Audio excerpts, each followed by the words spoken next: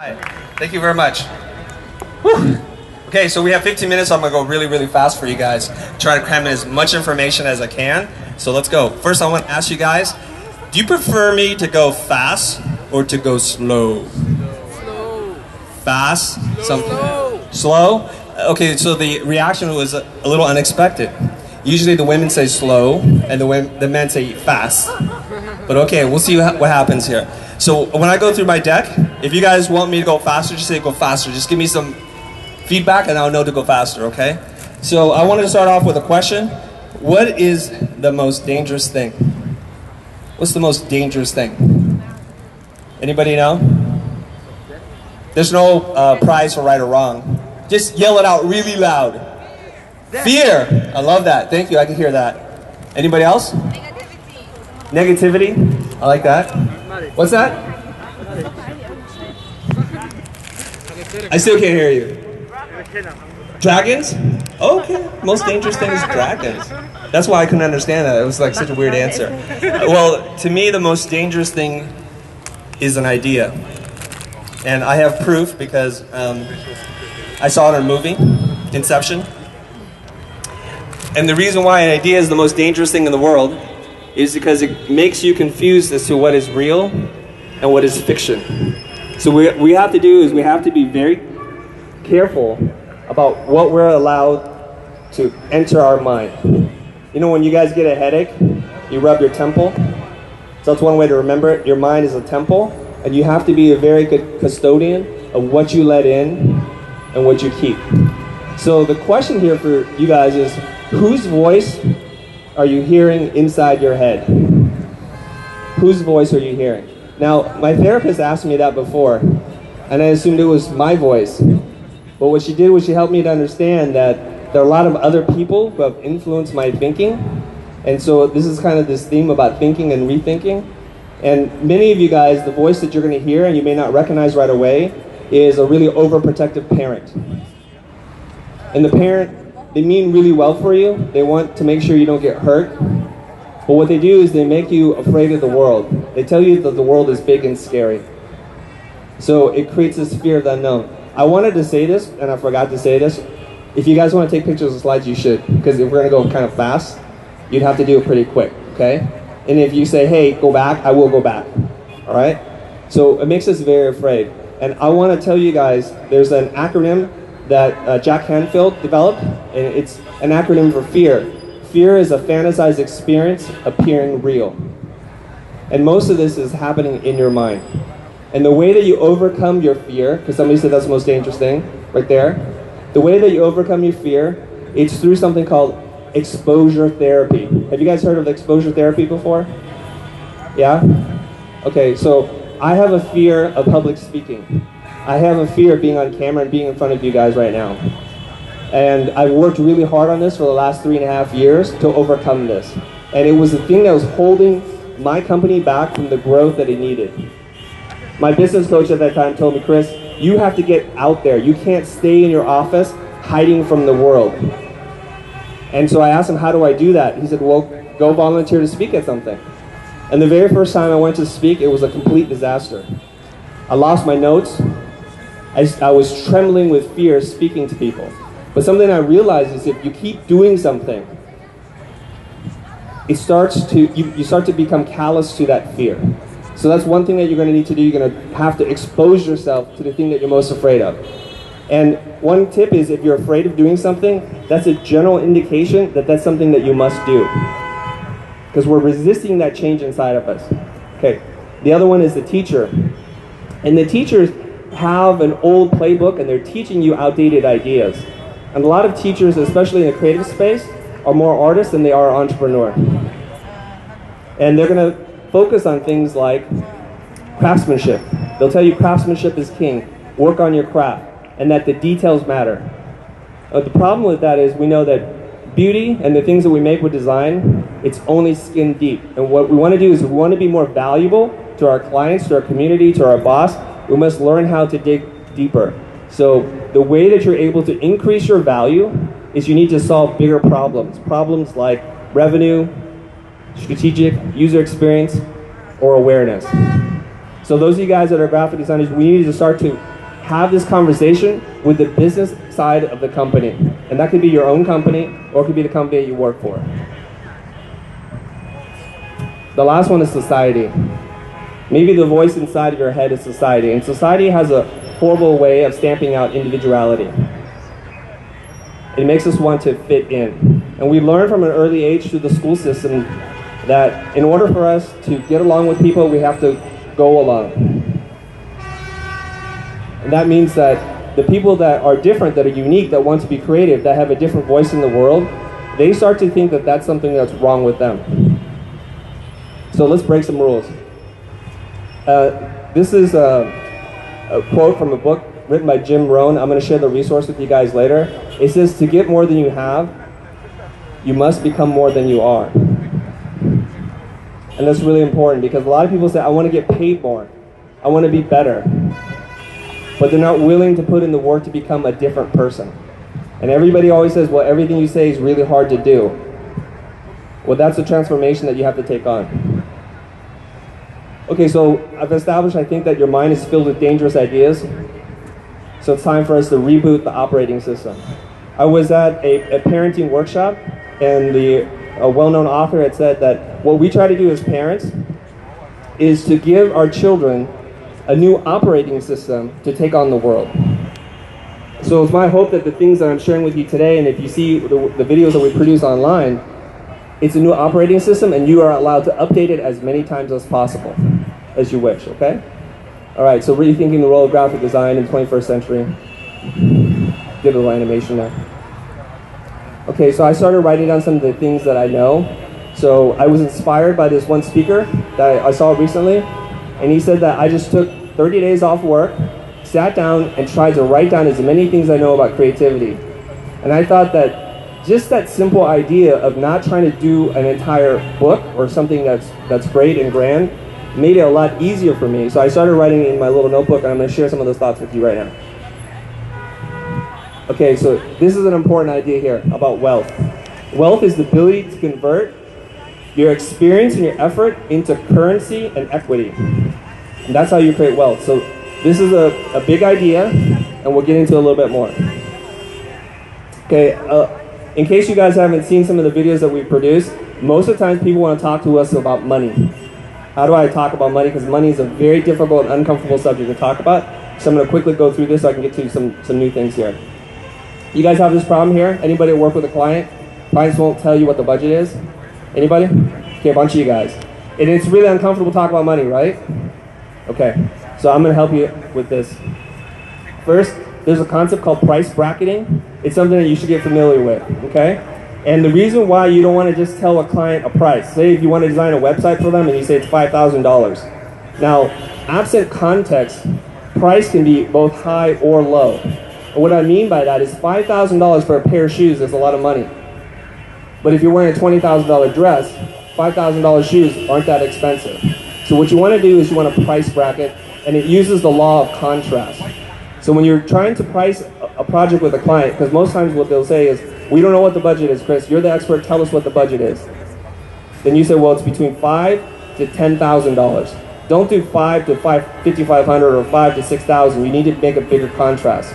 And by doing so, the $5,000 amount seems a lot more palatable to them than the $10,000 amount. This is the law of contrast. And if you want to learn more about that, that's in the book Influence, written by Robert Cialdini.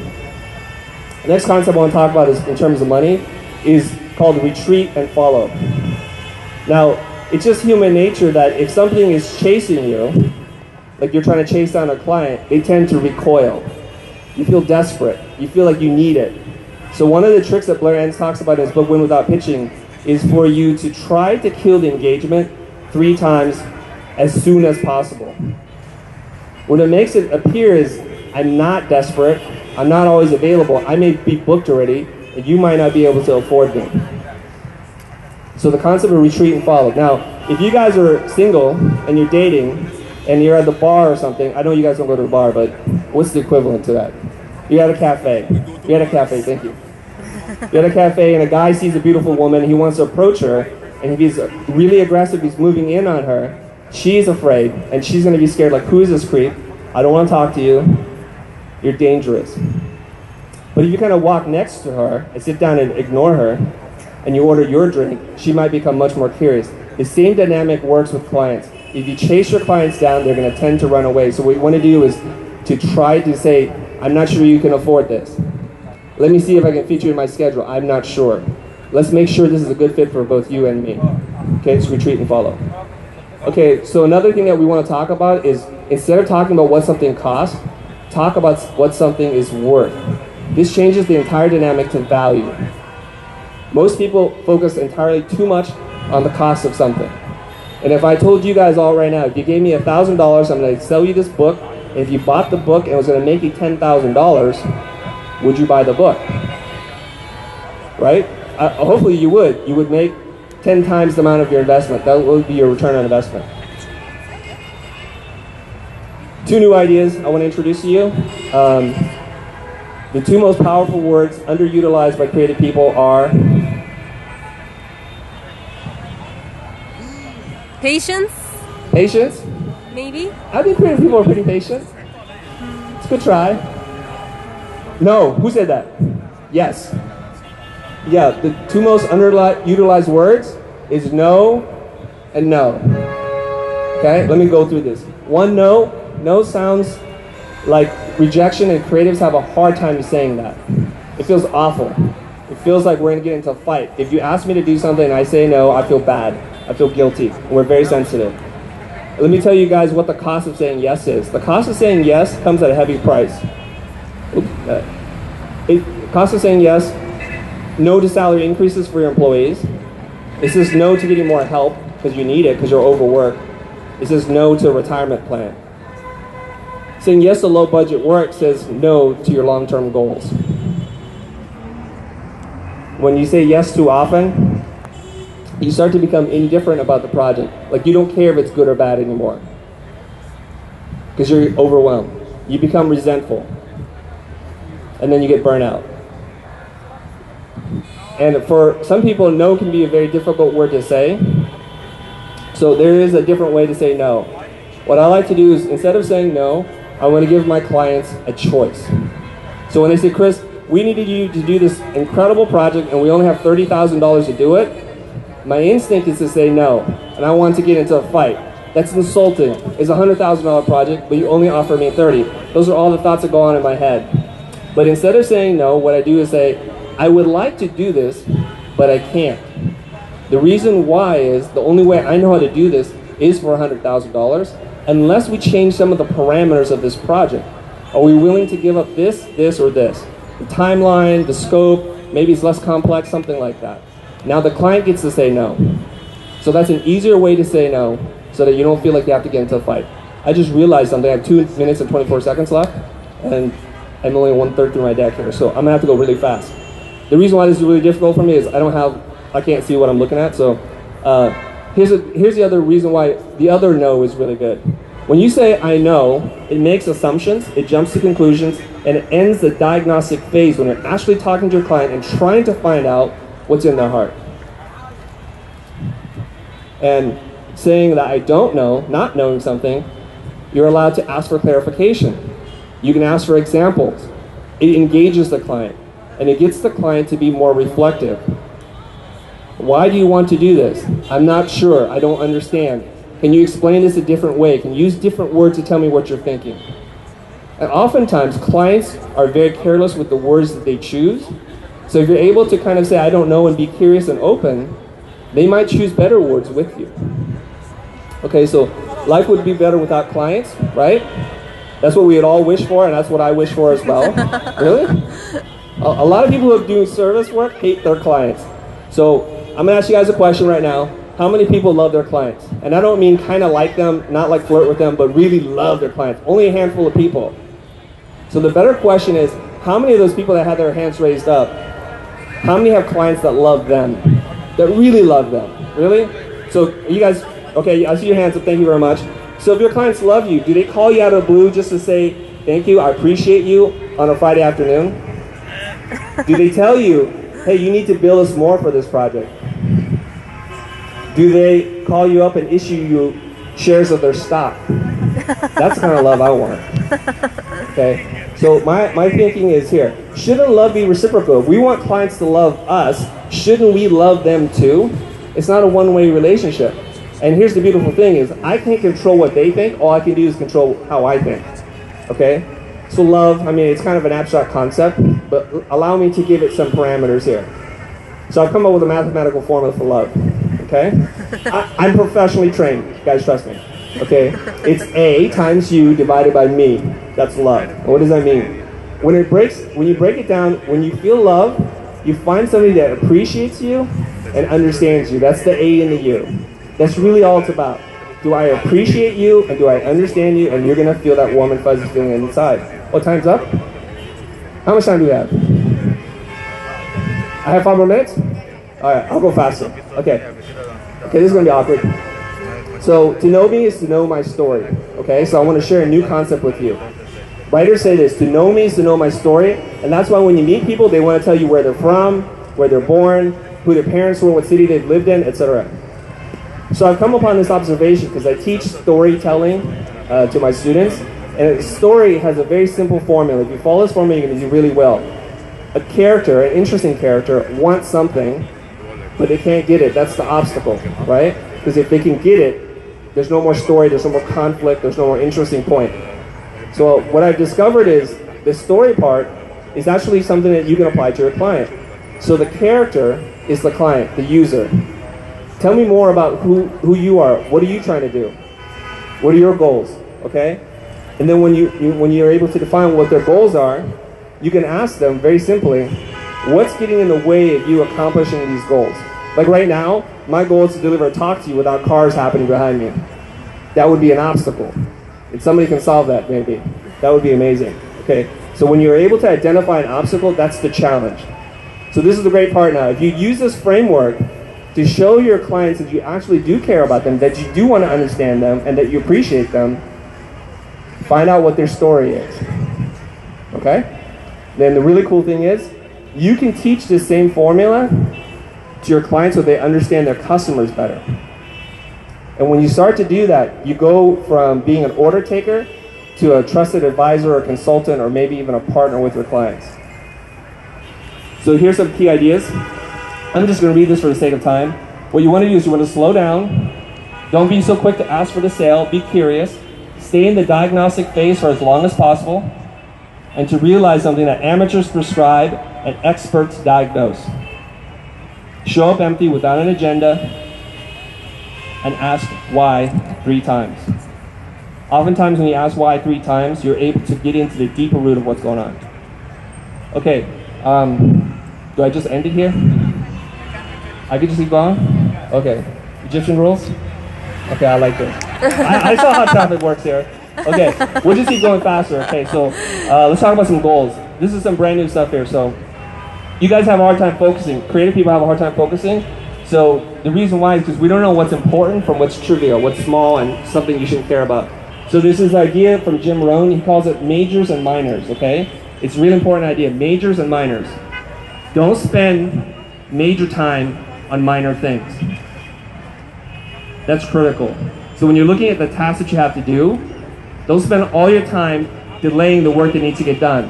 What are the critical things? What are the major things? Calling up a client, sending out the invoice, doing the bid, doing your marketing. Those are the major things you need to work on. Don't make a minor investment for a major goal. So when you're talking about getting new business, whenever I'm coaching somebody, I give them a laundry list that is this long, and it's going to take them months to do. And of course they sigh and say, that's a lot of work. So well, if you want big clients that pay you a lot of money, it's going to take a lot of work. You can't just do a little bit and get a great result. This philosophy also helps you talk to your own clients. If they're trying to rebuild a site to make a lot of money, they need to invest a lot of money for that effort. Okay. And the problem with most people when they fail at this is they set too big of a goals for short term, and they set too small goals for the long term. So you got to flip that, right? So when you have a really big goal for a short term thing that you need to do, it's very discouraging. You can't get started. And on the flip side, if your long-term goal is just to get paid, that's not a very big goal, and you need to have a big goal for your long-term goals. Okay, so what you want to do is match your effort to the desired outcome. So here's an exercise. We're going to have to screen capture this really fast, guys. Here's 10 minutes. What you do is write down as many of your personal and professional goals that you want to accomplish. Just write those down. Don't think about it, just write. Okay, and here are some examples here. Ask yourself, what do you want to do? What do you want to be? Where do you want to go? What would you like to share? And what do you want to have? Just write those down and just keep writing. As many as you can, fill up the whole page. Then mark them as 1 year, 3 year, 5 year, and 10-year goals. And then what you want to do is you want to balance the short and long-term goals.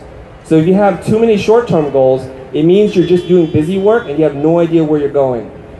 If you have too many long-term goals, you don't know where to get started, and so you're just kind of like moving around. So what you want to do is have an even distribution of your goals. And there are such things as having a SMART goal and a dumb goal. And SMART is an acronym. You guys know about SMART goals? SMART goals are specific, measurable, achievable, realistic, and really important is time-bound. Just screen capture that, you guys will figure this out later. Okay? Specific, measurable, achievable, realistic, and time-bound. And the last thing you want to do is once you balance your goals, is you want to write a clear, detailed description of what you want, why do you want them, what is your reason or motivation for wanting them. And then you want to review and revise this constantly. This is what you want to live with. Yeah, you want to go back? Which one? This one? Sure. Am I totally screwing you guys up? We're done? Oh, we're okay? Okay. Mindset. Another great concept, study what you want to become. If you want to be successful, study success. You want to be a better designer, study design. Make that part of your habit. Success, fortunately, leaves clues. When you start to study, you see the signs, okay? What habits and mindset behavior do successful people have? Well, I'll tell you. They invest more in themselves than in their job. They spend time reading. They spend time going to seminars, workshops. This is what they do. They spend more time on themselves than doing their work. What I also find that successful people, here are the clues that I have. They're focused and they're consistent. They're reflective. They think about what they've done every single day, every single week, month, and quarter. So they can learn from the lessons to repeat or the things to avoid. They are very grateful. They have a grateful mindset. And the reason why they have that is because they look at the world in a positive light. They're always constantly self-improving, trying to get better every single time. They're very disciplined, and discipline means doing the stuff that's really boring that nobody wants to do. And they take 100% responsibility for everything that happens to them. So when the clients don't choose you, you start to look at why, and you start to change that. That's why in the formula of love, we can't make the clients love us, but we can love them. And then you'll see it'll change. And last one is BAG, B-H-A-G, another acronym. And what that means is to have a big, hairy, audacious goal. That's a quantum leap forward in your life and your career. That's what successful people do. Okay, and they realize that income rarely exceeds personal development. If you want to be paid more, you got to be a different person. Okay, this is the last idea, and I think I'm gonna get off the stage. It's a new idea I have. It's called super stacking. Okay, super stacking. And there are bodybuilders. So my question is, why aren't there mind builders? You guys know bodybuilders, right?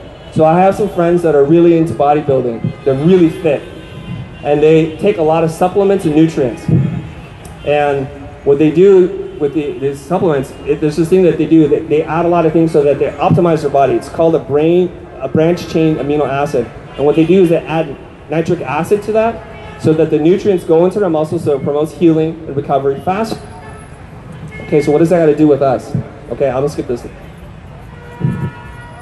So here's the thing. What I want you guys to do, as a creative person, utilize the skills that you apply for your clients. You're able to connect disparate ideas, things that do not relate to each other, and you're able to find the common thread. Okay, I want you to do that for yourself though. So here's what you do. You make a list of everything you love, every passion, hobby, interest. If you love watching mixed martial arts, if you love football, whatever it is you love comic books, skateboarding, branding, design, coding, 3D, whatever you do, make a giant list. And what you want to try to do what you want to try to do is bring them all together and create a super stack. And that's how you can increase your value.